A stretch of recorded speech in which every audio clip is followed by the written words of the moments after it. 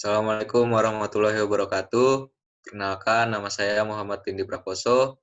Di sini saya akan menjelaskan tentang hukum kolom sesuai dengan anjuran dari Praktikum Fisika Dasar 2 Universitas Al-Azhar Indonesia. Di sini ada 8 pertanyaan. Yang pertama itu, eh, apakah nilai positif atau negatif muatan akan mempengaruhi gaya? Jawabannya adalah iya.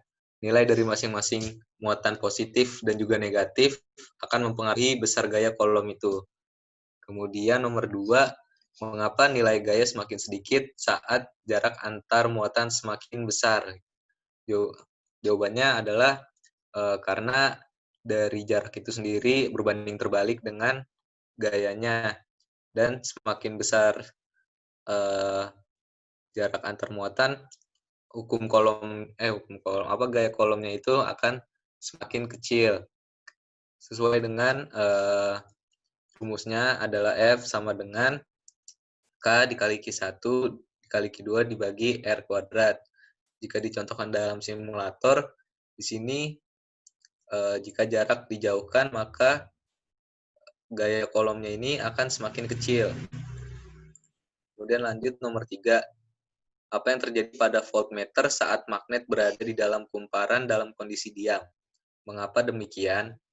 Jawabannya, ketika magnet berada di dalam kumparan dalam kondisi diam, maka jarum voltmeter akan kembali menuju ke angka 0.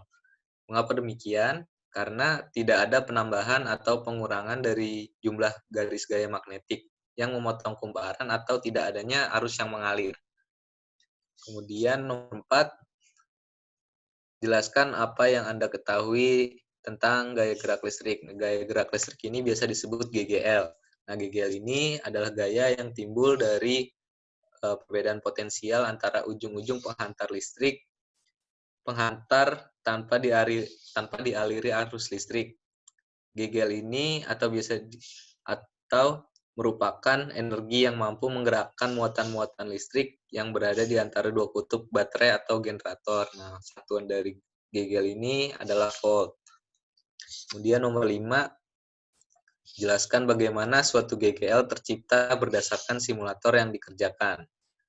Nah, pada atom ini biasanya terdapat muatan positif dan juga negatif. Kemudian jika dua atom ini saling didekatkan, maka GGL akan semakin besar. Ini terlihat perbedaannya, jika didekatkan maka angka dari gaya kolom ini akan semakin besar juga. Kemudian nomor 6, dalam proses induksi elektromagnetik akan terbentuk proses arus induksi. Bagaimana arus induksi akan muncul pada penghantar? Jawabannya, induksi elektromagnetik adalah besar arus listrik yang ditimbulkan oleh perubahan medan magnet atau flux magnet. Arus induksi adalah arus listrik yang ditimbulkan dari induksi elektromagnetik tersebut. Jadi, arus induksi ini muncul pada penghantar ketika magnet didekatkan atau dikeluarkan dari penghantar. Ketika magnet dimasukkan ke penghantar akan terjadi penambahan flux magnet. Dan ketika magnet dikeluarkan dari kumparan, maka akan terjadi pengurangan flux magnet. Kemudian nomor 7, apakah benar bahwa magnet bisa memperbesar arus listrik? Jelaskan sesuai yang terlihat pada simulator. Nah, di sini jawabannya tidak bisa, karena rumus dari besar gaya adalah F sama dengan B kali I kali L, sehingga magnet tidak memperbesar arus listrik, namun memperbesar gayanya. Seperti ini. Nah, di sini yang berubah adalah gayanya, bukan arus listriknya. Kemudian soal yang terakhir atau nomor 8, jelaskan hubungan antara tegangan dengan arah kutub magnet yang dimasukkan ke dalam kumparan. Jawabannya adalah hubungannya akan berbanding terbalik.